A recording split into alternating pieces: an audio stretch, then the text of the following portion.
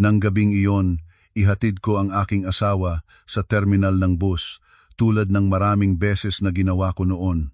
Niyakap niya ako ng napakahigpit, ang pamilyar na amoy ng kanyang pabango ay kumapit sa aking mukha at ang kanyang boses ay malambot pa rin gaya ng dati. Sinabi niya na 3 araw lang, kung wala sanang nangyari pagkatapos noon, marahil nagpatuloy ako sa pagtitiwala sa kanya hanggang sa katapusan ng aking buhay. Nang yumuko ako para isara ang zipper ng jacket ng aking 8 taong gulang na anak, bigla na lang sinapit ng batang lalaki ang aking kamay ng napakahigpit. Ang maliit na kamay ay nanginig at sumasakit sa pagkakahigpit. Hindi siya umiyak, hindi siya nagpanik, ngunit inilapat niya ang kanyang bibig sa aking tenga at bumubulong sa napakababang tinig, ngunit bawat salita ay parang kumukudkod ng tuwid sa aking puso. Nanay, huwag tayong umuwi ngayong gabi. Natawa ako. Inisip ko na natatakot ang bata dahil aalis ang kanyang ama, ngunit ang tingin niya sa akin ay nagpatay sa ngiti ko. Hindi iyon ang tingin ng isang bata na nangangarap o nag-iisip ng mga bagay na wala. Iyon ang tingin ng isang taong nakarinig ng bagay na hindi dapat naririnig. Kanina, narinig ko si tatay na nagtatawag sa telepono. Patuloy niya, ang hininga ay nagmamadali. Sinabi ni tatay na kapag natulog na tayo, kailangan niyang tapusin na para hindi na magkaroon ng abala. Naramdaman ko ang lamig na tumakbo sa aking gulugod. Nagtanong muli ako. Sinikap kong hawakan ang aking boses ng normal, ngunit ang bata ay paulit-ulit na umiling. Ang luha ay dumadaloy ngunit hindi umiyak ng malakas. Hindi ko lahat naiintindihan, pero ang boses ni tatay ay nakakatakot na kakaiba. Pagkatapos, tumindig siya ng tuwid at tumingin sa akin ng diretsyo. Sa pagkakataong ito, kailangan mong maniwala sa akin, nanay. Kung hindi, wala na tayong buhay na makakauwi pa. Nang gabing iyon, hindi na ako bumalik sa aming tahanan, at ang desisyong iyon ang nagligtas sa buhay namin ng aking anak mula sa isang planong pagpatay na nakatago sa likod ng mukha ng isang perpektong asawa. Ang terminal ng bus ng gabing iyon ay mas maraming tao kaysa sa inakala ko. Ang mataas na puting mga ilaw na nakabitin ay nagbibigay ng malamig na liwanag sa semento ng paligid. May mga taong humihila ng maleta, may mga yakap sa kanilang mga anak, at ang boses ng speaker na nagtatawag ng mga bus ay paulit-ulit at walang damdamin. Nakatayo ako sa gitna ng daloy ng mga taong iyon. Isang kamay ay hawak ang kamay ng aking anak, at ang kabilang kamay ay hawak ang kamay ng aking asawa. Isang pamilyar na pakiramdam na walang dahilan para mag-ingat. Ang pangalan ng aking asawa ay Daniel. Nakasuot siya ng madilim na asul na polo, nakarolyo ang manggas ng maayos, at ang pamilyar niyang relo ay kumikislap sa ilalim ng ilaw. Lahat ng bagay sa kanya ay ayos na ayos. Mula sa buhok na pinainay ng maayos hanggang sa nakakabighaning ngiti na laging sumasalubong sa tamang oras. Yumuko siya at magaan na hinalikan ang noo ng aking anak na lalaki. Ang galaw ay malambot tulad ng matagal ng pinaghandaan. Sundin mo ang sinabi ng nanay mo dito, ha. Iilan lang na araw babalik na ako. Ang anak ko, si Isko, ay hindi ngumiti. Bahagya lang siyang tumango. Ang kanyang mga mata ay hindi lumayo sa mukha ng kanyang ama. Sanay na sana ako sa katahimikang iyon. Si Isko, mula pa noong bata, ay madalang magsalita ngunit masusing nagmamasid. Hindi kailanman nagpapakita ng damdamin ng halata. Inisip ko iyon ay ugali, hindi problema. Hinarap ni Daniel ang aking direksyon at niyakap ako. Ang pamilyar, matibay na yakap. Ang amoy ng kanyang pabango para sa lalaki ay pamilyar ko na makilala ko kahit sa kalagitnaan ng isang karamihan. Bumubulong siya sa aking tenga, ang tinig ay malalim at mainit. Mahalagang biyahe ito, uuwi agad pagkatapos. Pagkatapos ay bumababa ang kanyang tinig ng bahagya, huwag matulog ng huli, at tiyaking nakalak ang lahat ng pinto. Tumango ako bilang sagot na may magaan ng ngiti. Mag-ingat ka, mag-text ka kapag nakarating ka na. Walang kahihinat ng abnormal. Walang ni isang palatandaan na babala na ito ang huli kong pagtayo sa tabi niya bilang isang asawang lubos na nagtitiwala. Nang matawag ng speaker ang bus ni Daniel, binitawan niya ako, hinawakan ang kanyang maleta at naglakad. Sina Isko at ako ay nakatayo roon na tinitingnan ang kanyang likod na unti-unting nawala sa likod ng pintuan ng kontrol. Huminga ako ng mahinang hininga, ang pamilyar na damdamin ng kalungkutan bawat umaalis siya sa trabaho ay bumaha sa akin. Halika na anak, umuwi na tayo. Yumuko ako para isara ang zipper ng jacket ni Isko. At sa sandaling iyon, ang maliit na kamay ng aking anak na lalaki ay sumapit sa aking kamay. Napakahigpit, bahagya akong nagulat dahil sa sakit. Pagkatapos ay tumitingin ako pataas, nakita ko ang mukha ng anak ko na maputi sa ilalim ng ilaw, ang mga labi ay nakatikom ng mahigpit, ang mga mata ay nakabukas ng kakaibang malawak. Hindi ito ang katakutan na tulad ng takot ng mga bata sa dilim. Ito ay may mas malalim pa at mas mabigat, tulad ng takot na matagal ng pinigil. Nanay, ang tinig niya ay napakahina. Kailangan ko pang yumuko para marinig. Huwag tayong umuwi ngayong gabi. Natawa ako bilang reflex. Anong sinasabi mo? Huli na. Sige na. Ngunit hindi pa rin bitawan ang kamay niya. Ang mga kuko ng bata ay kumurot sa aking balat, nanginginig. Tumingin ako sa mata ng anak ko at unti-unting nawala ang ngiti ko. Ang titig na iyon ay nagpabago ng ritmo ng aking puso ng isang pintig. Hindi iyon ang mata ng isang bata na natatakot sa dilim. Iyon ang mata ng isang taong nakakita ng bagay na hindi dapat umiral. Kanina, narinig ko si tatay na nagsasalita sa telepono. Patuloy ni Isko, ang hininga ay nagmamadali. Hindi ko sinadyang makinig, kumuha lang ako ng tubig. Nagsimula akong makaramdam ng kakulangan. Isko, hindi mo dapat pakinggan ang mga usapan ng matatanda, ngunit malakas na umiling ang bata. Hindi ko lahat naintindihan, nanay. Pero sinabi ni tatay na kapag natulog na tayo, kailangan niyang tapusin na para hindi na magkaroon ng abala. Isang lamig na agos ang tumakbo pababa ng aking gulugod. Mali ang narinig mo, mabilis kong sinabi, sinikap kong panatilihin ang tinig na kalmado. Si tatay ay nag-uusap tungkol sa trabaho lang. Ngunit tumingin sa akin si Isko. Ang mga luha ay nagsimulang dumagsa, ngunit hindi nahulog. Ang boses ni tatay noon ay kakaiba talaga, nanay. Hindi ko pa narinig noon si tatay na nagsasalita ng ganon. Natatakot ako. Sa paligid namin, ang daloy ng mga tao ay patuloy na lumalakad, ang boses ng speaker ay patuloy na tumatawag. Walang nakapansin sa amin ng dalawang ina at anak na nakatayo nang walang galaw sa gitna ng terminal. Naramdaman ko na parang nakatayo ako sa pagitan ng dalawang mundo. Sa isang banda ay ang pamilyar na katuwiran at sa kabilang banda ay ang isang primal na takot na mahigpit na nakakawit sa aking puso. Isko, mahal tayo ng tatay mo, bumubulong ako. Hindi alam kung kausap ko ang anak ko o ang aking sarili. Niyakap pa niya ako kanina at nagpayo ng maayos. Umiling ang aking anak na lalaki at sa wakas ay nahulog na ang mga luha. Sa pagkakataong ito, maniwala ka sa akin, pakiusap, nanay, kung uuwi tayo, wala na tayong buhay para gumising pa. Ang salitang iyon ay parang malamig na kutsilyo na itinusok ng tuwid sa aking dibdib. Nakatayo ako ng matagal, hindi alam kung paano ko dapat tumugon. Sa aking isipan ay lumitaw ang imahe ng perpektong asawang kakaalis pa lang, ang pamilyar na ngiti, ang mainit na yakap, at pagkatapos ay lumitaw ang maputlang mukha ng aking anak na lalaki. Ang mga nanginginig na kamay na mahigpit na kumapit sa akin na parang nakahawak sa huling bangka. Naaalala ko noong ilang linggo na ang nakalipas nang sabihin ni Isko na may kakaibang sasakyan na nakaparada malapit sa aming bahay sa loob ng maraming gabi. Itinataboy ko ang sinabi niya, sinabi ko sa kanya na nag-iisip lang siya.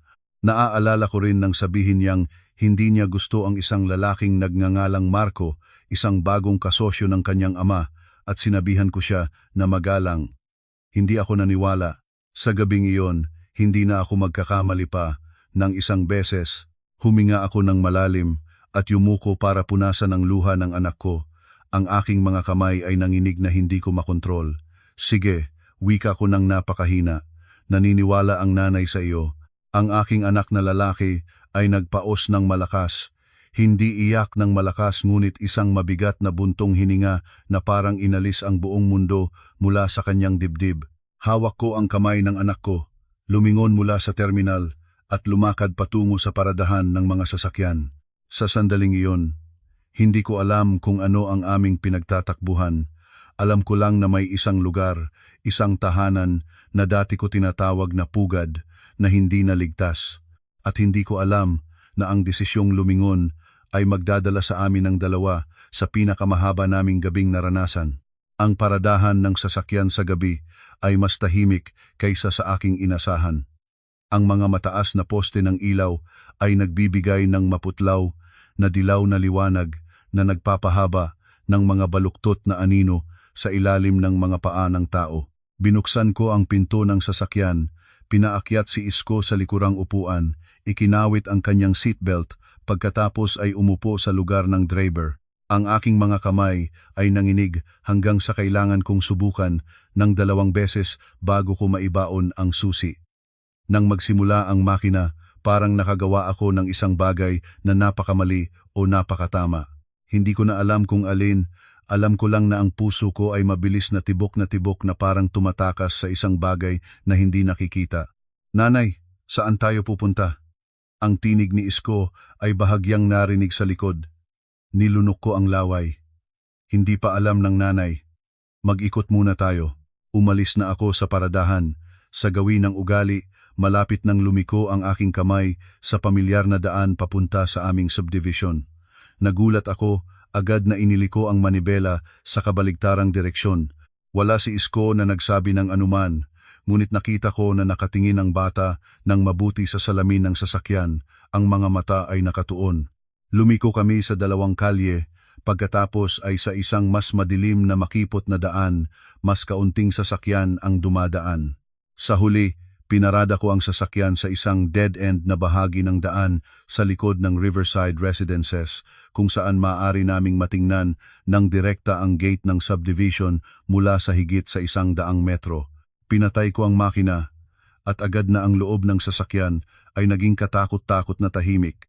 Walang ingay ng makina, walang musika, mayroon lang ang hininga ng 2 ina at anak, at ang ingay ng mga kuliglig sa labas ng mga palumpong. Bakit hindi na lang tayo umuwi, nanay? Tanong ni Isko. Ang tinig ay mas mahinahon kaysa kanina. Malamig dito. Lumingon ako para tingnan ang anak ko sa salamin. Sandali lang, anak. Kung wala namang nangyari, uuwi na tayo.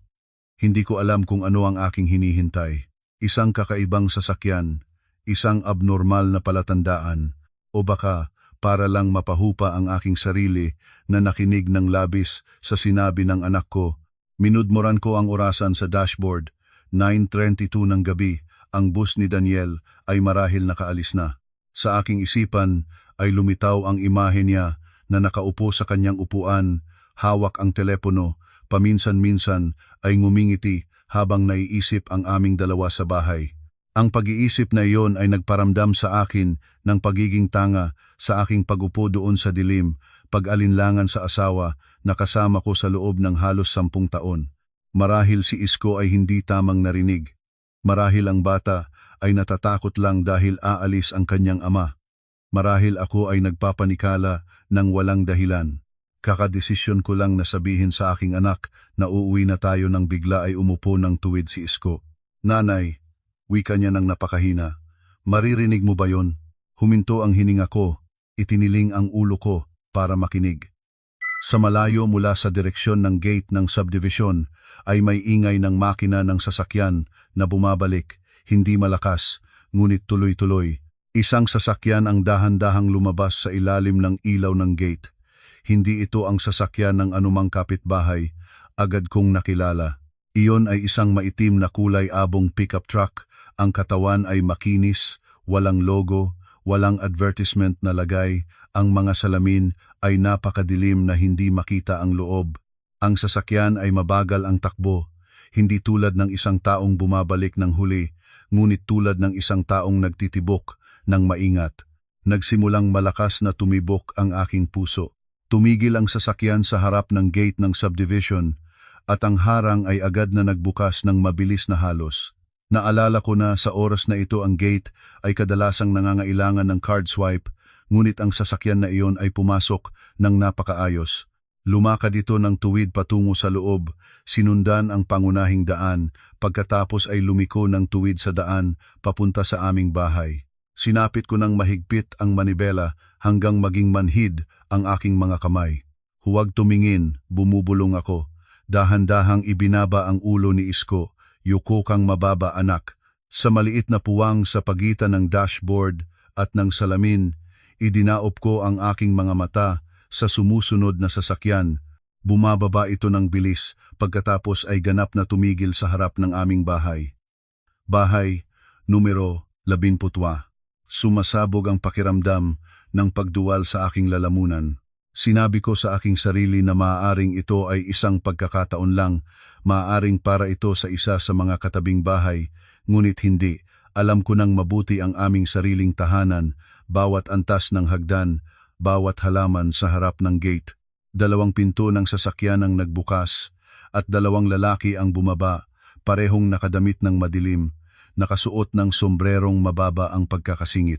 Sa ilalim ng malabo na dilaw na ilaw ng poste, hindi ko makita ang kanilang mga mukha, nakita ko lang ang mabilis at matibay na lakad. Naghintay ako na aakyatin nila ang bakod o kahit baguhin ang kandado gamit ang isang gamit. Ngunit hindi. Ang isa sa dalawa ay naglagay ng kamay sa bulsa ng kanyang damit at kumuha ng isang maliit na bagay. Isang mahinang klik ang narinig.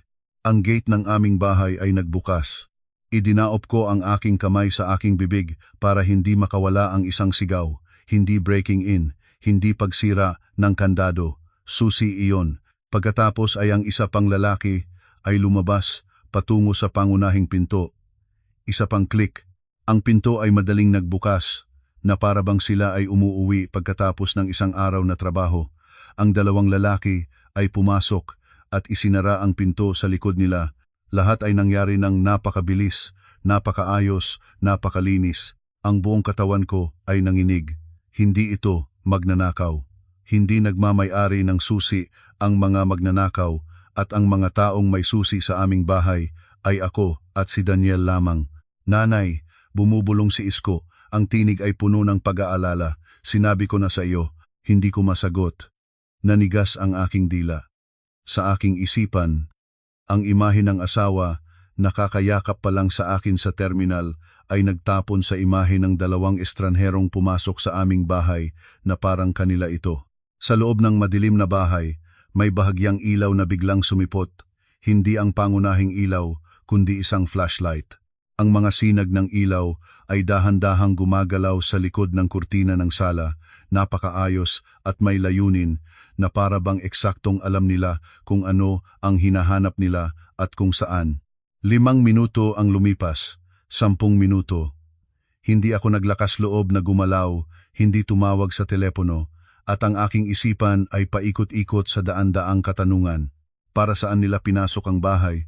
Nagnakaw ba sila ng isang bagay o naghihintay ba sila? Pagkatapos ay naamoy ko ang amoy na iyon. Sa una ay napakahina. Pagkatapos ay naging mas matapang. Gasolina. Nanay, anong amoy iyon? Tanong ni Isko. Ang tinig ay nanginginig. Lumingon ako para tingnan ang anak ko. Nakita na ang mga mata nito ay nakabukas ng malawak, nagsasalamin ng orange na ilaw na bigla na lang sumilaw sa likod ng kurtina ng sala. Isang maliit na apoy ay lumapak sa tela ng kurtina. Pagkatapos ay isa pa mula sa bintana ng silid tulugan ng anak ko. Ang apoy ay mabilis na nagniyebe na parang wala akong nagagawang anuman. Hindi sila naghahanap ng mga bagay. Sinusunog nila ang bahay. Napagtanto ko agad sa sandaling iyon. Kung kami ng anak ko ay nandoon sa loob ng bahay ngayon, natutulog na sana kami. Isang tiim na luha ang pumutok mula sa aking lalamunan. Umiyak si Isko ng dahan-dahan at nagdukot sa akin. Sa eksaktong sandaling iyon, ang aking telepono ay nag-vibrate. Isang mensahe mula kay Daniel. Nakasakay na ako sa bus. Siguro natutulog na kayo ng anak ko. Mahal ko kayo. Nagpatong-patong ako ng malakas sa gilid ng daan. Ang buong katawan ko ay nanginig. at wala na akong naramdaman kundi ang kakilig-kilig na takot na pumipiga sa aking puso. Sa harap ko, ang tahanan na noon ko tinawag na pugad ay nilulunok ng apoy. At nauunawaan ko na kung hindi ako naniwala sa anak ko ngayong gabi, wala na sa loob ng sasakyang ito ang umupo pa. Nagsuka muna ako. Pagkatapos, nang walang na siyang mailabas pa, ang aking lalamunan ay nangilngas. Ang mga luha ay dumadaloy ng walang kontrol. Suportado ng aking mga kamay ang pinto ng sasakyan, ang isipan ko ay paikot-ikot. Bawat imahe sa harap ko ay parang binaluktot ng isang tao. Ang apoy ay patuloy na nagniniyebe ng malakas sa likod. Ang amber na sinag ng liwanag na nagsasalamin sa salamin ng sasakyan ay parang isang bangungot na ayaw huminto. Nanay, ang tinig ni Isko ay tumaas mula sa loob ng sasakyan, nasisira sa takot. Nasusunog na ba ang bahay natin, nanay? Lumingon ako para tingnan ang anak ko. Ang bata ay pinisil ang kanyang mukha sa salamin ng pinto ng likod. Ang mga mata ay namumula, ang mga luha ay tumutulo, ngunit hindi umiyak ng malakas. Sa sandaling iyon, napagtanto ko ang isang masakit na katotohanan na pinapatid ng hininga. Kung nabagal pa ako ng 10 minuto, kung natawa lang ako, at nagmaneho pa uwi gaya ng lahat ng araw, ang aking anak ngayon ay nakahandusay sa kwartong iyon na nagliliyab. Pinunasan ko ang aking mga luha, malakas na isinara ang pinto ng sasakyan, lumundag sa upuan ng driver at umupo ng tahimik, ni ikinawit ang seatbelt ng mahigpit.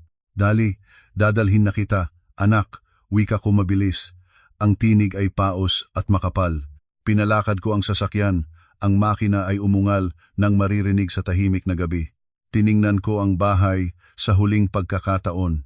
Ang apoy ay kumalat na sa itaas na palapag. Ang itim na usok ay kumukulo pataas sa langit. Ang bintana ng kwarto ni Isko ay nasira na. At ang apoy ay lumapit sa labas na para bang nilulunok ang bawat alaala. Iyon ang lugar kung saan ko pinaalugan ang anak ko para makatulog. Iyon ang lugar kung saan naniniwala ako na ako ay ligtas. Ang sirena ng BFP ay narinig mula sa malayo. Ilang ilaw ang nagsimulang magliwanag sa mga katabing bahay. May napansin sa sunog. Lahat ay malapit nang maging magulo. Halina na, nanay. Bumubulong si Isko. Ang tinig ay nanginginig.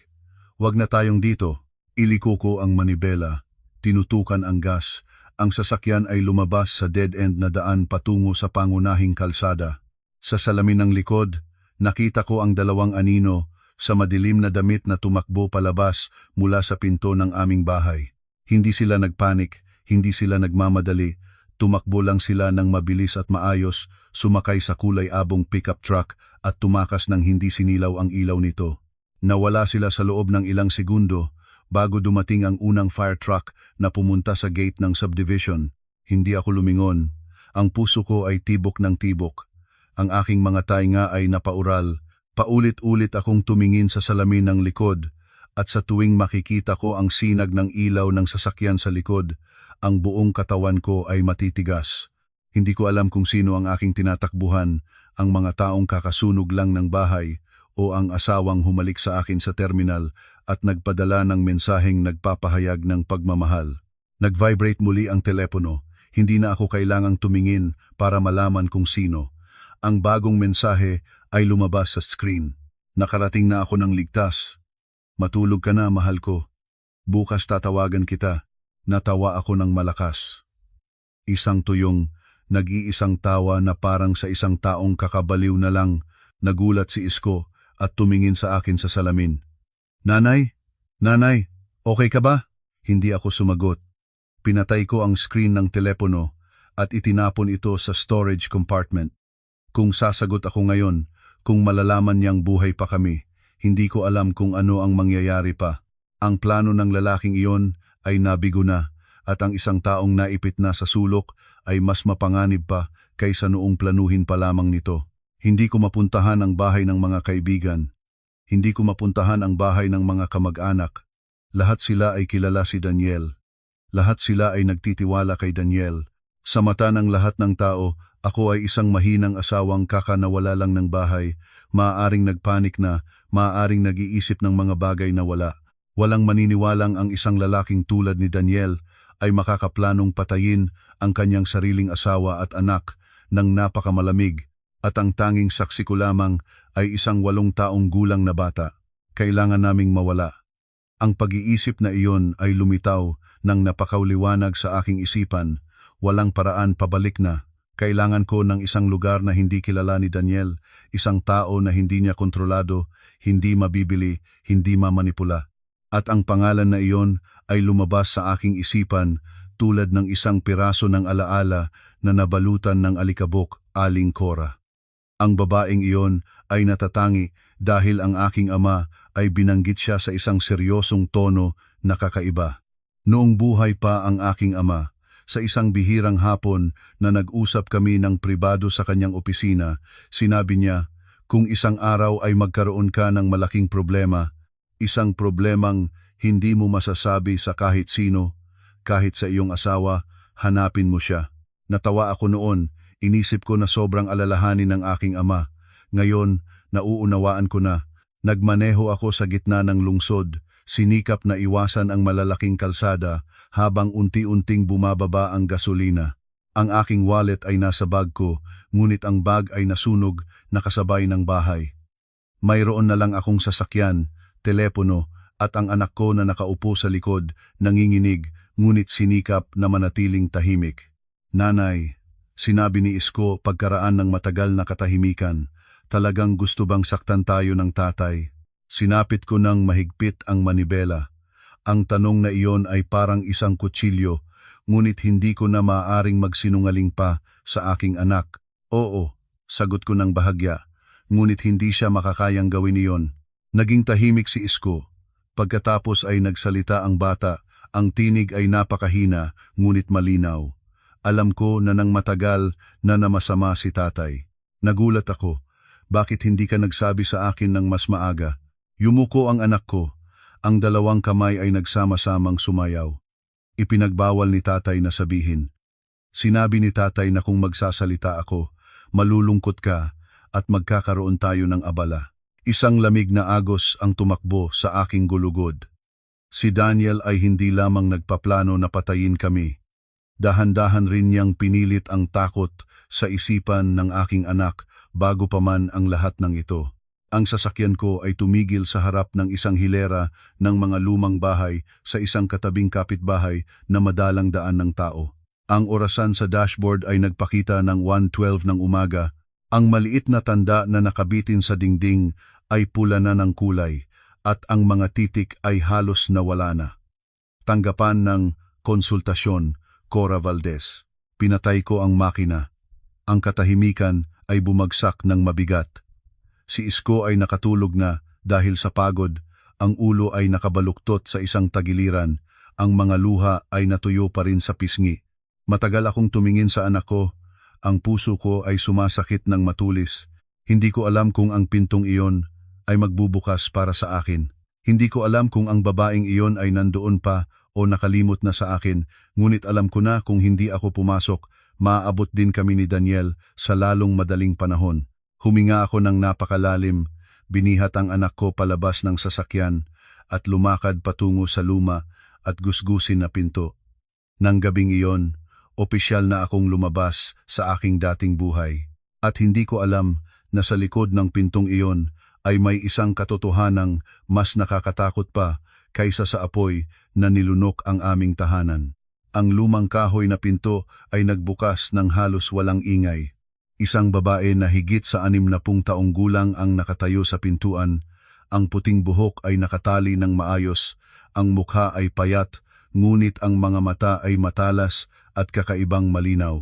Tumingin siya sa akin, pagkatapos ay sa batang nakatulog sa aking mga bisig, ang kanyang tingin ay hindi nagpakita ng pagkamangha. Pumasok ka, maigsi niyang sinabi. Isara ang pinto, kulukulusan natin.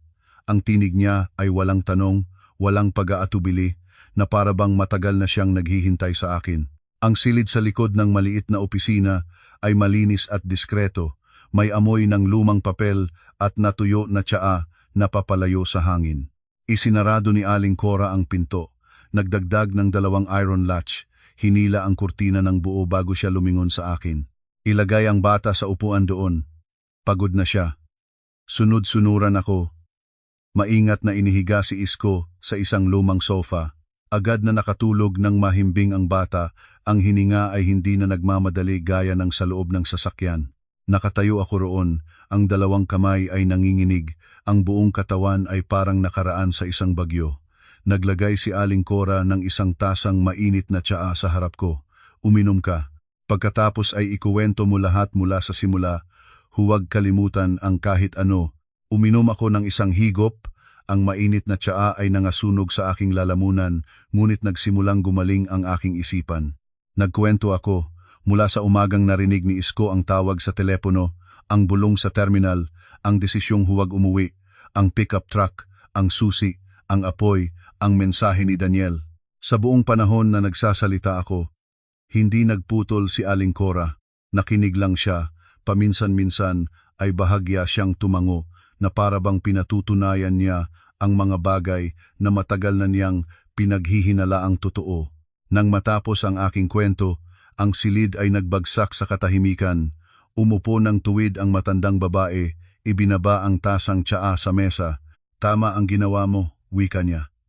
Kung umuwi ka ngayong gabi, hindi na tayo nagkukuwentuhan ngayon. Nilunok ko ang laway.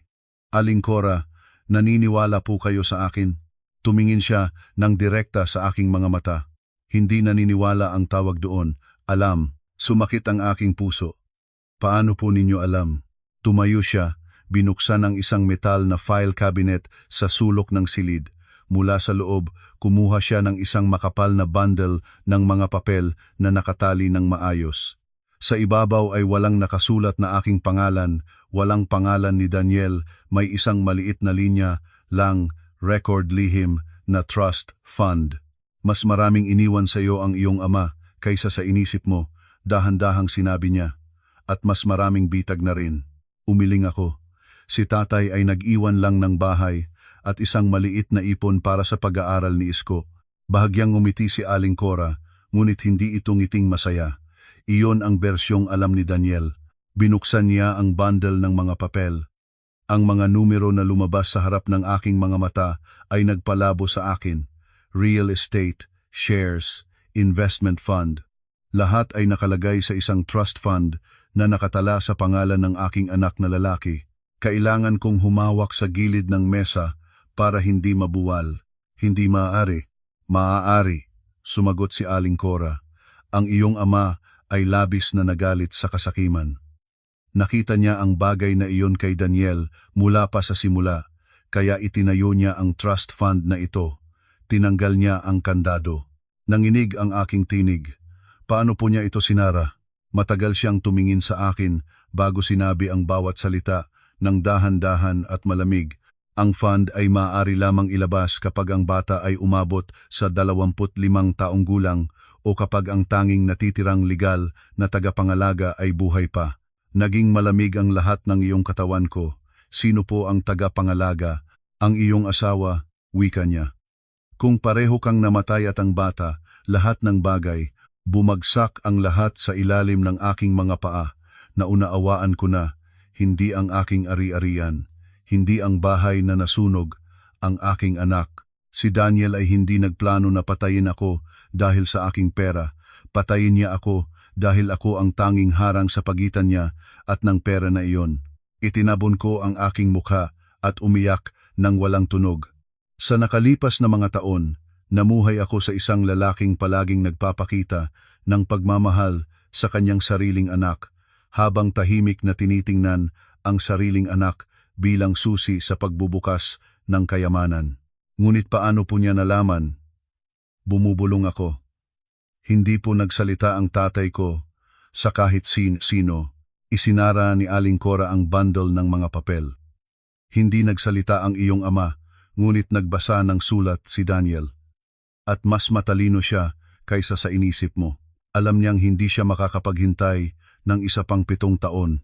Naaalala ko ang tingin ni Daniel bawat tumingin siya kay Isko. Ang mga haplos sa ulo na paminsan-minsan ay hindi natural ang pakiramdam. Ang mga gabing binuksan niya ang kanyang ligtas kahit wala namang bagay na mahalaga sa loob. Ang notebook, biglang nasabi ko. Nagliwanag ang mga mata ni Aling Cora. Tama, iyon ang tunay na gusto niya mula sa pagsusunog. Ang notebook na iyon ay ang kanyang insurance. Nakalista lahat ng maruming transaksyon, ang mga pangalan ng mga taong kasangkot siya. Naisip ko, sabi ko, gusto niyang patayin kami, pagkatapos ay bumalik para kunin ang notebook.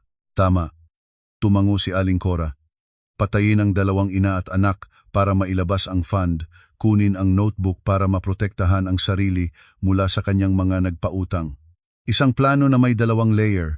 Tumingin ako kay Isko na nakatulog ng mahimbing. Ang batang iyon ay kaunting sandali na lang ay namatay na dahil lang sa ipinanganak siyang may pangalan ng tagapagmana.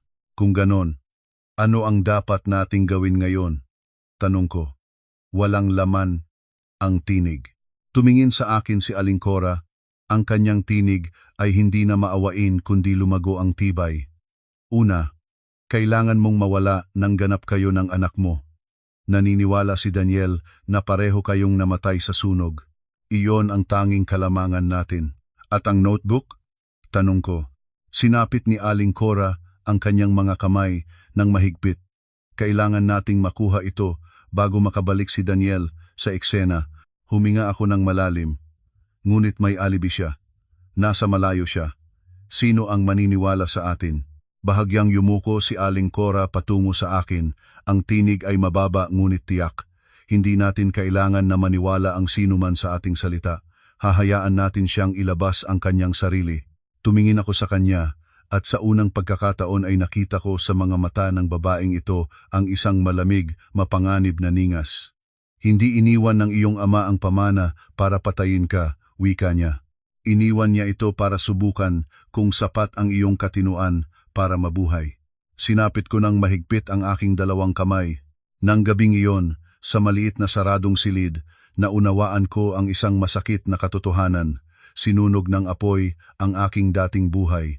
Ngunit ang tunay na pakikipaglaban ay nagsisimula pa lamang. Malapit nang magliwanag nang gumising si Isko. Dahan-dahang binuksan ng bata ang mga mata, tumingin sa paligid ng kakaibang silid, pagkatapos ang tingin ay tumigil sa akin. Naghintay ako na magpanik ang bata, naghintay ng mga luha, ngunit wala. Tahimik na umupo si Isko at lumapat sa akin, na parang kahit na ang lugar ay banyaga, ito ay mas ligtas kaysa sa kahit saan pa. Nanay, nasaan na ang bahay natin? Hinaplos ko ang buhok ng anak ko, nararamdaman ang bawat mahinang pagyanig sa ilalim ng aking kamay. Wala na ang lumang bahay, ngunit magkasama pa rin tayo. Tumango ang bata at hindi na nagtanong pa. Ang katahimikang iyon ay nagpasasakit ng aking puso. Ang isang 8 taong gulang na bata ay hindi dapat matuto na manahimik ng ganoon kaaga. Nagdala si Aling Cora ng 2 mangkok ng mainit na lugaw. Kumain kayo, wika niya. Wala tayong maraming oras. Nang makain ni Isko at nakatulog na muli, inikalat ni Aling Cora ang mga papel sa mesa. Sa tabi nito ay isang mapa ng subdivision. Ang mga ruta ng pagpasok at paglabas ay bilugan ng pula. Babalik si Daniel sa eksena, wika niya ng tiyak. Hindi para sa inyo, kundi para sa notebook.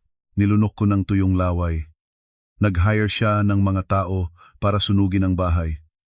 Bakit hindi niya sinabi sa kanila na kunin na rin ito? Hindi siya nagtitiwala sa kahit sino. Sumagot si Aling Cora. Ang notebook na iyon ang kanyang buhay. Panatag lang siya kapag ito ay nasa kanyang mga kamay. Naaalala ko ang ilaw ng flashlight na gumagalaw sa likod ng kurtina, dahan-dahan at may layunin. Hindi sila naghahanap. Naghihintay sila. Naghintay sila para sapat na lumaki ang apoy para tumingin itong aksidente, pagkatapos kukunin na ng tangge ang notebook. Ngunit dumating ang BFP ng mas maaga kaysa sa inakala nila. Tumango si Aling Cora. Iyon ang tanging pagkakamali sa halos perpektong plano. Kumuha siya ng isang litrato ng eksena na kinunan noong madaling araw. Ang fireproof na ligtas ay nakalagay pa rin sa loob ng pader ng silid opisina. May mantsa ng usok ngunit buo. Sa loob, sinabi niya, itinuro ang ligtas. Iyon ang tinatawag niyang insurance. Huminga ako ng malalim. Paano natin kukuhin iyon? Nilikido ng pulis ang lugar. Tumingin sa akin si Aling Cora. Ang tingin ay malamig, ngunit malinaw sa pamamagitan ng batas. At sa pamamagitan ng pagpasok niya sa sariling bitag. Maikling ipinaliwanag niya. Bilang legal na kinatawan ng aking ama, may karapatan siya na pangalagaan ang mga dokumentong may kaugnayan sa trust fund. Ang ligtas ay bahagi nito. Nakipagtulungan na siya sa isang fire team at isang investigador na kilala niya para ma-access ang ligtas. Sa kondisyon na transparent ang lahat, lalabas si Daniel. Binigyang diin niya ito. Hindi niya maaaring hayaang ang notebook ay mapunta sa kamay ng ibang tao. Kung magdududa siya, kung hindi siya darating, darating siya, wika ni Aling Cora, dahil siya ay desperado na. Sa eksaktong sandaling iyon ay nag-vibrate ang aking telepono. Nagulat ako, lumabas sa screen ang pangalan ni Daniel. Tumingin ako kay Aling Cora, bahagya siyang tumango. Sinagot ko ang tawag, ang tinig ay bahagyang nanginig, sapat na. Hello? Sa kabilang dulo ng linya, ang tinig ni Daniel ay paos at puno ng pag-aalala. Nasaan ka? Sinabi ng pulis na hindi sila makahanap sa inyong dalawa ng anak mo. Saan kayo? Kinagat ko ang aking labi, hayaang lumipas ang maikling sandali ng katahimikan. Takot na takot ako, nasunog ang bahay, hindi ko alam ang gagawin ko. Ang tinig niya ay naging mas malambot sa pamilyar na paraan. Kalmado ka, salamat at kayo ng anak mo ay ligtas. Nasaan ka? Susunduin kita.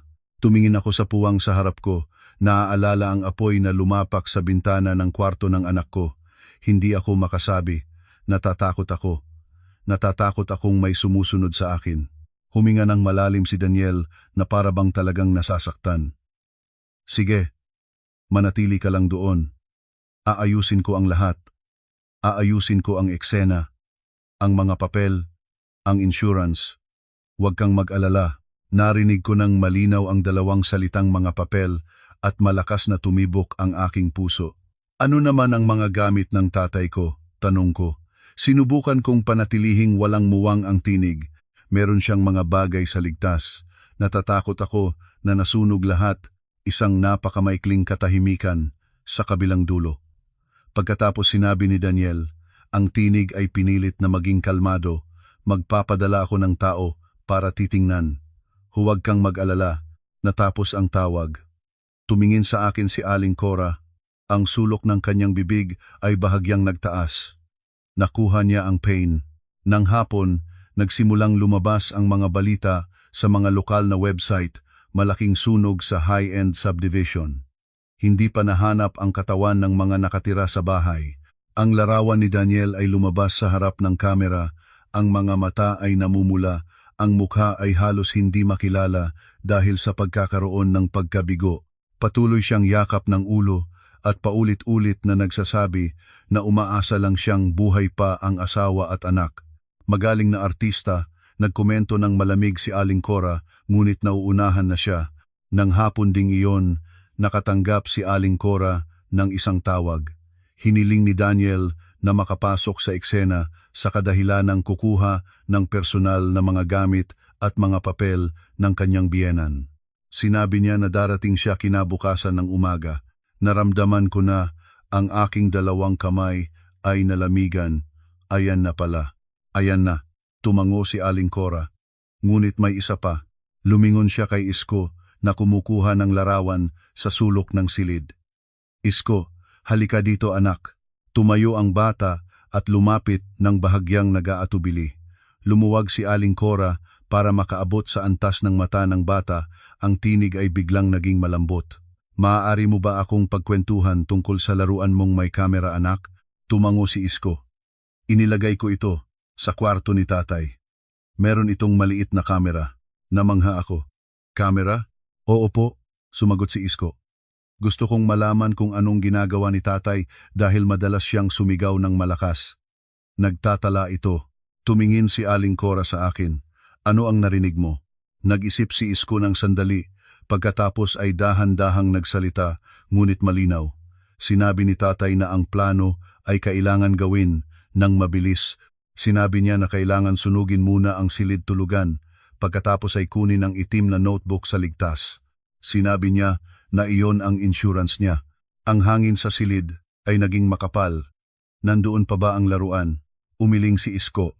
Nasunog na siguro. Hindi nagpakita ng kabiguan si Aling Cora. Ayos lang iyon, wika niya. Kailangan mo lang itong matandaan.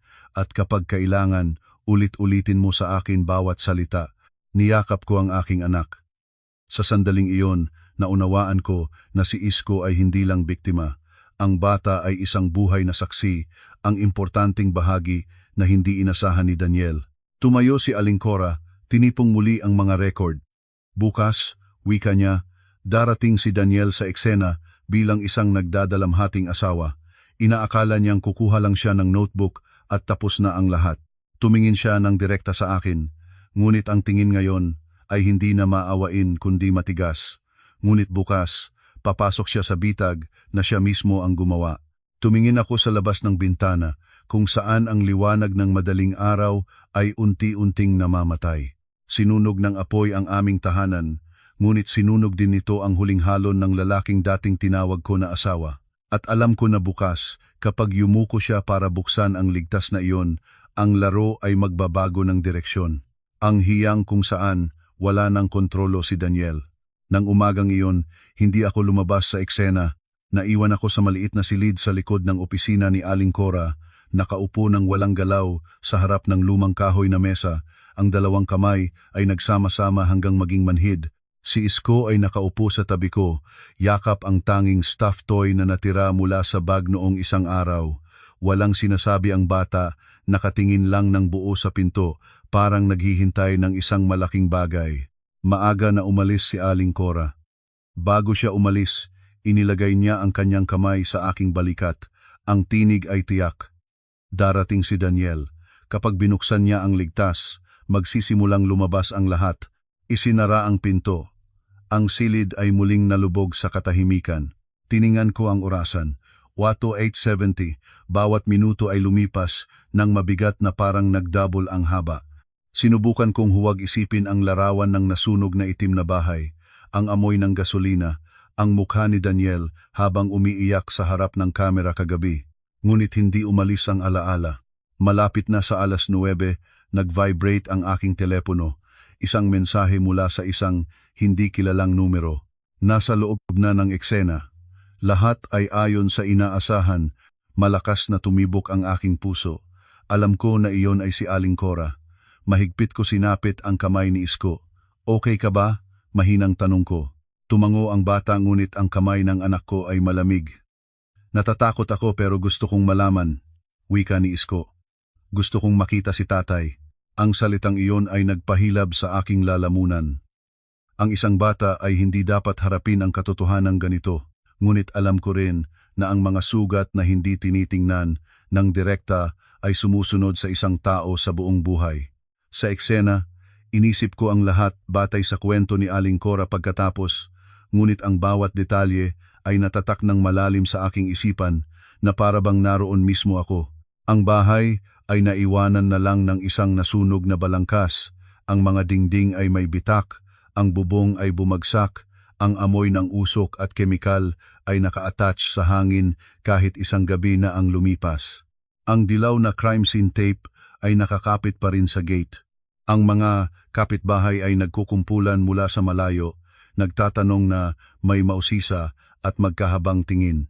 Lumabas si Daniel ng eksakto gaya ng hinula ni Aling Cora. Bumaba siya sa isang hired na sasakyan. Ang buhok ay malikot, ang polo ay may kulubot, ang mukha ay puno ng pagod mula sa isang gabing walang tulog. Perpekto ang kanyang pagganap ng papel ng asawang nawalan ng lahat. Nang makita ang mga natitirang nasunog, nagpagapang siya, yakap ang ulo at malakas na umiyak. Bakit kaya ang bahay namin? Sumigaw siya, ang tinig ay pira-piraso. Ang asawa ko, ang anak ko. Ilang mga tao sa paligid ay lumingon. May ilan na halos umiyak, walang nag-alinlangan. Walang isa man, maliban sa mga naghihintay na doon. Lumapit si Aling Cora, ang kilos ay payapa sa kanyang madilim na suit. Nagpakilala siya sa kanyang legal na tungkulin, nagpakita ng mga papel, ang tinig niya ay sapat na malakas at malinaw. Kailangan ko pong ma-access ang fireproof na ligtas sa loob ng silid opisina ni Ginoong Santos, ang ama ng inyong asawa. Ito ay asset na kailangang mapanatili. Tumingala si Daniel. At sa isang maikling sandali, alam ko na ang kanyang mukha ay nagpakita ng isang tunay na bagay, hindi pighati kundi takot. Sandali, mabilis niyang sinabi, doon ay mga personal na gamit ng aming pamilya. Kailangan ko itong makuha, maaari kang manood. Malamig na sumagot si Aling Cora, ngunit hindi maaaring makialam. Kinagat ni Daniel ang kanyang mga ngipin at tumango. Kung tatutol siya, siya mismo ang magbubunyag sa kanyang sarili. Kung aakyat siya, ang papel ng nagdadalamhating asawa ay magiging rurok ng pagkabigo. Wala siyang pagpipilian. Ang ligtas ay nakalagay sa loob ng pader ng silid opisina. Ang metal na ibabaw ay may mantsa ng usok, mainit pa rin ng haplusin. Tinawagan ang isang locksmith. Lahat ay huminto papalayo. Inisip ko ang sandaling iyon, si Daniel na nakatayo doon. Ang dalawang kamay ay sinapit ng mahigpit, ang mga mata ay hindi lumayo sa ligtas. Sa isipan niya noon ay isa lang ang pag-iisip, nandoon pa ba ang notebook o nasunog na ito? Ang ingay ng metal na nagkakasalubong ay malakas at nakasisindak, isang mabigat na clack, ang pinto ng ligtas ay nagbukas. Nagsuot ng guwantes si Aling Cora at yumuko para suriin ang loob. Wala ng ginto, wala ng cash, ilang piraso ng mga papel na nasunog at isang maliit na nangingisang metal na kahon. Binuksan ni Aling Cora ang kahon. Isang itim na notebook, basa at may mantsa ng usok ngunit buo pa rin, naroroon sa loob. Huminga ng labas si Daniel, isang napakahina ngunit sapat na maririnig ng mga nakatayo sa tabi nito. Hindi iyon ang hininga ng isang taong nahanap ang alaala ng pamilya. Iyon ang hininga ng isang taong napanatili ang kanyang buhay. Hindi binuksan ni Aling Cora ang notebook. Tumingin lang siya dito ng ilang segundo, pagkatapos ay isinara ang kahon at inilagay sa kanyang bag. Sa sandaling iyon, naunawaan ni Daniel na hindi siya nanalo. Ang kanyang tingin ay nagbago mula sa ginhawa patungo sa kalituhan, pagkatapos ay naging madilim nang lumingon si Aling Cora at tumingin ng direkta sa kanya. Walang ni isang salita, isang malamig na tingin lang na para bang sinasabi, alam ko kung ano ang ginawa mo. Salamat sa iyong kooperasyon, wika ni Aling Cora. Ang lahat ng natitira ay haharapin na ng mga kinauukulan. Tumango si Daniel. Nagpatuloy ng papel ng isang lusaw na lalaki, ngunit sa kaibuturan niya ay isang bagyo na ang sumiklab. Ang notebook ay hindi nasunog at hindi na ito nasa kanyang mga kamay pa. Sa maliit na silid, natanggap ko ang ikalawang mensahe. Nakuha na, nagpanik na siya. Inilubag ko ang aking mga balikat, isang damdamin na parabang binuhusan ng mabigat na bato ang aking dibdib. Ngunit alam ko rin na hindi pa ito ang katapusan. Ang isang taong naagaw ng insurance ay hindi mananatiling tahimik. Tumingin ako kay Isko. Natatakot ka ba? Nag-isip ang bata saglit pagkatapos ay umiling. Natatakot ako. Ngunit gusto ko na huminto, si tatay. Niyakap ko ng mahigpit ang aking anak. Sa sandaling iyon, naunawaan ko na ang notebook na iyon ay hindi lang isang ebidensya. Ito ang huling hangganan sa pagitan ng aming buhay at kamatayan. At kapag ito ay nasa kamay na ni Aling Cora, ang laro ay pumasok na sa bagong round. Isang round na hindi na kontrolado ni Daniel. Nang hapon ding iyon, hindi agad binuksan ni Aling Cora ang notebook. Inilagay niya ito sa mesa na parang naglalagay nang hindi pa nakapull ang grenade. Huwag magmadali, wika niya. Kailangan niyang maniwala na may pagkakataon pa siyang kumawala. Tumingin ako sa itim na notebook na may mantsa ng usok. Ang aking puso ay bumaba ng isang tibok. Ano na ang susunod na gagawin niya? Bangko, agad na sumagot si Aling Cora. Ang safety deposit box na nakalagay sa iyong pangalan. Namangha ako. Ang susi ay nasunog na kasama ng bahay. Oo. Tumango siya at alam niya iyon. Nagkalat siya ng kopya ng record sa mesa. Si Daniel ay naniniwala na sa loob ng safety deposit box na iyon ay naroroon ang tunay na listahan ng ari-arian ng iyong ama. Palagi niyang inisip na ang notebook sa ligtas ay pangalawang susi lamang. Ngayong nawala iyon, hahanapin niya ng ibang paraan. Naaalala ko ang tingin ni Daniel bawat may binanggit na gamit ng aking ama, hindi pag-usisa kundi pagnanasa. Gagawa siya ng pekeng mga papel, sinabi ko. Peking death certificate ng aking pangalan. Eksakto. Tumango si Aling Cora at isang peking power of attorney. Gagampan siya ng papel ng nagdadalamhating asawa na pumunta sa bangko para ma-access ang safety deposit box. Naramdaman ko ang lamig sa aking gulugod. Maniniwala ba ang bangko? Hindi. Bahagyang ngumiti si Aling Cora dahil ang manager ng bangkong iyon ay lumang kaibigan ng iyong ama. Nagsimulang magkasya-kasya ang lahat ng piraso, ibig sabihin, bumubulong ako, bibigyan natin siya ng pagkakataon na pumasok. Ang tanging pagkakataon, wika niya, para siya mismo ang lumakad papasok. Tahimik na nakikinig si Isko mula sa simula, biglang nagsalita, kung hindi siya pumunta, ano na? Lumingon si Aling Cora sa bata, ang tinig ay seryoso ngunit malambot. Anak, kapag ang isang tao ay wala ng lutas, pipiliin niya ang landas na sa tingin niya ay pinakaligtas.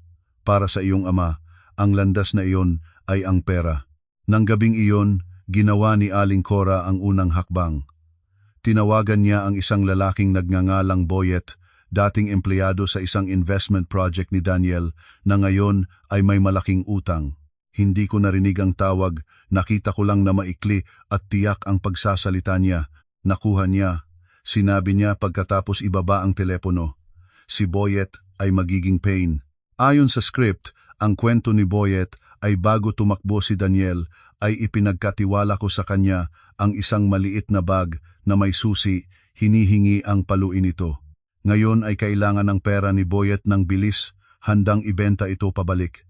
Si Daniel ay maniniwala. Sinabi ni Aling Cora na naniniwala si Daniel na ako ay nagpanik at tanga.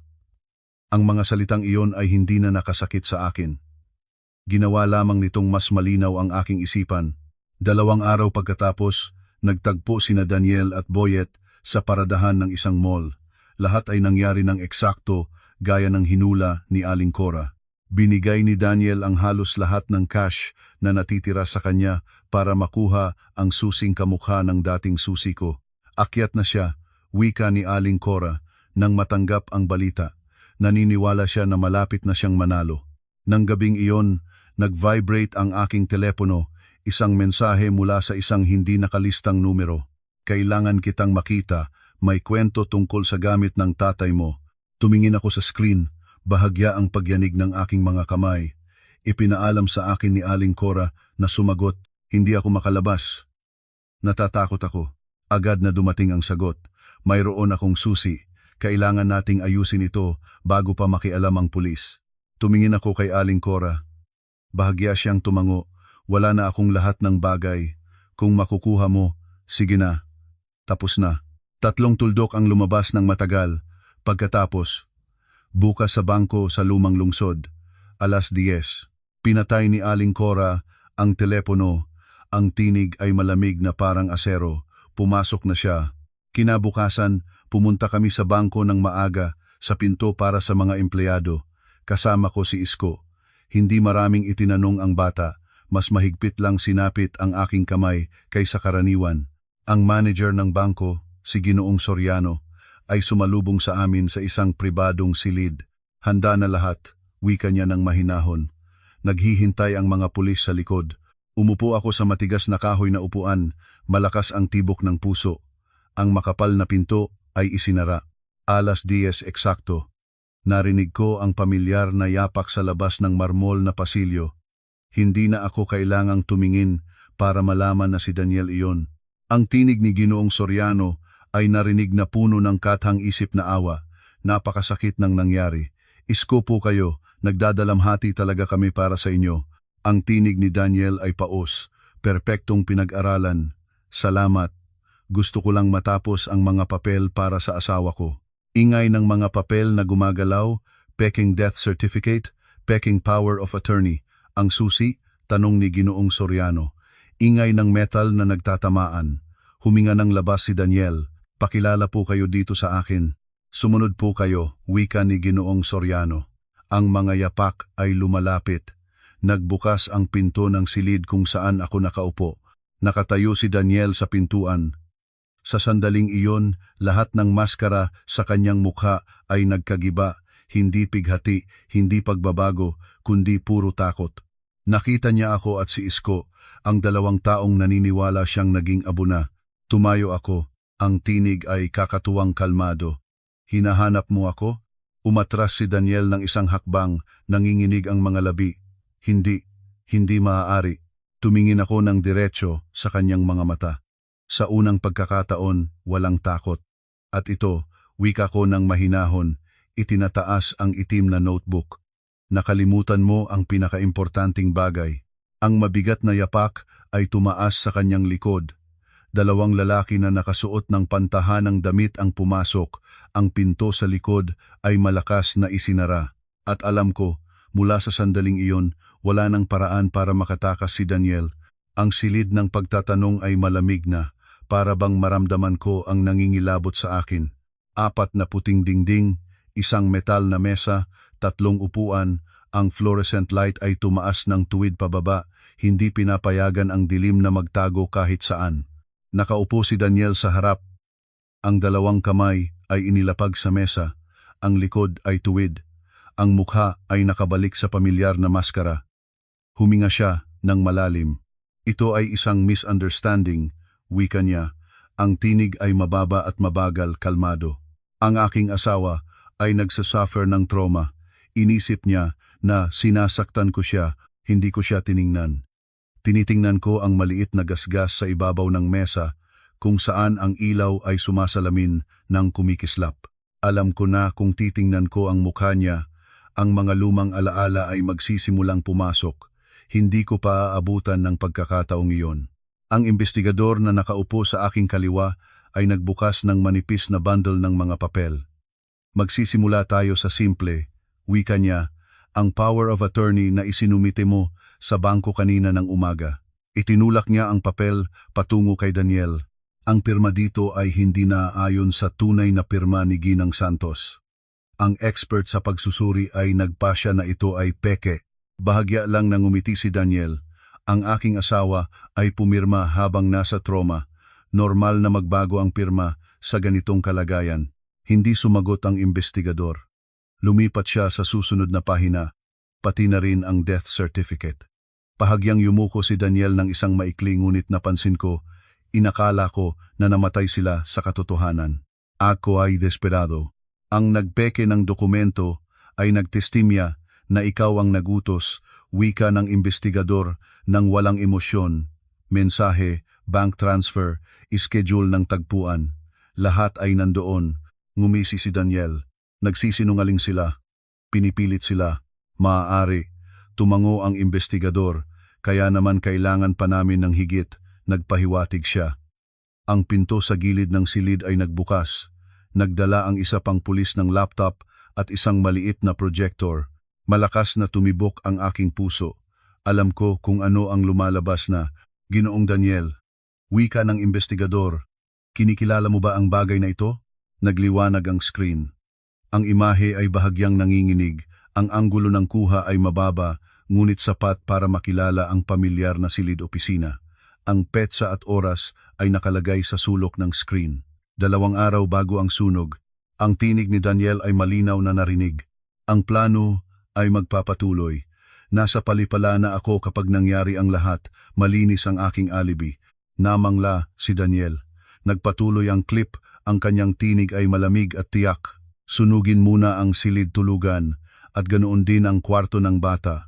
Kailangan itong matiyak habang natutulog sila. Pagkatapos, kunin ang itim na notebook sa ligtas. Iyon ang aking insurance. Narinig ko ang tunay na hagod ng hininga ni Daniel, hindi nagnanais kundi tunay. Hindi, maaari. Bumubulong siya. Pinatay ng investigador ang video. Isang laruang may kamera, wika niya. Inilagay ito ng iyong anak sa silid dahil gusto niyang maunawaan kung bakit madalas na nagagalit ang kanyang ama. Lumingon si Daniel at halos sumulong sa akin, ang tingin ay puno ng panik at galit. Ikaw ang nag-set up sa akin, sumigaw siya. Ikaw at ang babaeng abogada na iyon. Tumayo ako, ang aking mga paa ay nanginginig ngunit ang tinig ay hindi. Ikaw ang sumulat ng script ng lahat ng ito, wika ko. Tinanggihan ko lang na mamatay ayon dito. Inilagay ng investigador ang isa pang bagay sa mesa, ang itim na notebook. Nakatitig si Daniel dito na parang nakatitig sa isang buhay na nilalang. Hindi ko iyon pag-aari, mahinang sinabi niya. Sa loob ay nakalista ang mga nagpautang, wika ng investigador, mga bank transfer para sa 2 nagsunog ng bahay at isang draft ng mensaheng ipinadala mo sa iyong asawa, hindi pa rin pinapadala, eksakto sa oras na lumapit ang eroplano. Isinara ko ang aking mga mata ng 1 segundo. Ang mensaheng iyon, umaasa na matutulog kayo, nang mahimbing, bumagsak si Daniel sa kanyang upuan. Ang mga balikat niya ay natanggal, na para bang ang lahat ng lakas ay biglang nawala, at ang huling maskara ay nahulog. Pinagtatawanan na ako, ang bulong niya. Lumipad sila at nagbabala na guluhin nila kahit ang aking sariling anak. Natawa ako, hindi malakas, hindi maligaya. Sinunog mo ang kwarto ng iyong anak, wika ko, at tinatawag mo iyon na pangangalaga. Hindi sumagot si Daniel. Yumuko siya, ang mukha ay tinabon ng 2 kamay. Tumayo ang investigador. Ginoong Daniel, sa mga ebidensyang ito, ikaw ay sinasampahan ng kasong pagtatangkang pagpatay, pagsusunog ng ari-arian, pagpeke ng dokumento, at panloloko. Nagbukas ang pinto ng muli, 2 pulis ang pumasok. Nang ginawaran ng posas si Daniel, tumingala siya at tumingin sa akin, at sa kanyang mga mata ay wala ng galit. Naroon lang ang kawalan at takot. Hindi ko inaasahang mangangahas ka, bumubulong siya. Tumingin ako sa kanya sa huling pagkakataon. Hindi kita naiintindihan, sagot ko. Hindi ako nangangahas. Wala na lang akong pagpipilian. Dinala nila siya palayo. Isinara ang pinto. Umupo ako. Ang damdamin ay parang ang buong katawan ko ay nakaraan sa isang bagyo. Maingat na inilapag ng investigador ang kanyang kamay sa aking balikat. Malapit nang matapos ang lahat. Tumango ako, ngunit sa aking puso, alam ko na para sa akin ay nagsisimula pa lamang. Ang hatol ay inihayag sa isang maaraw na umaga. Hindi ako pumunta sa korte, hindi na ako kailangang makita pa siya. Para sa akin, ang sandaling isinara ang pinto ng silid ng pagtatanong ay ang huling tuldok. Ang lumang bahay ay nananatili na lamang sa alaala, ngunit hindi na ako nangangarap ng apoy pa. Sa mahabang gabi, natutulog ako sa tabi ng anak ko, naririnig ang regular na hininga ni Isko at alam na tama ang aking pinili nang mapagpasyang gabing iyon. Nang gabing pinili ko na maniwala sa aking anak kaysa magtiwala sa ugali, magtiwala sa takot kaysa sa peking kaligtasan. Ang itim na notebook ay nilagyan ng tatak bilang ebidensya, ngunit para sa akin, ito ay paalala na minsan, ang pinakamasamang kaaway ay hindi ang kaaway na hayagan, kundi ang napakakilalang tao na hindi na natatanong pa. 1 taon pagkatapos, nakatira kami sa isang maliit na bahay sa labas ng lungsod, hindi magarbo ngunit puno ng liwanag, mas madalas nang umingiti si Isko. Hindi na nagbubulong ang bata sa takot. Sinabi niya na gusto niyang lumaki para protektahan ang mga taong mas mahina. At ako, natuto akong magtiwala sa aking sarili muli. Magtiwala sa instinct, magtiwala sa maliit na tinig na dati ko ay pinababayaan. Kung naririnig ninyo ang kwentong ito at biglang naalala ang isang bulong, isang kutob, o isang hindi malinaw na pakiramdam na nagtaka kayo sa loob ngunit itinataboy, pakiusap na huminto kayo sandali. Minsan, ang kaligtasan ng buhay ay nagsisimula sa isang napakamaliit na desisyon, ang tapang na maniwala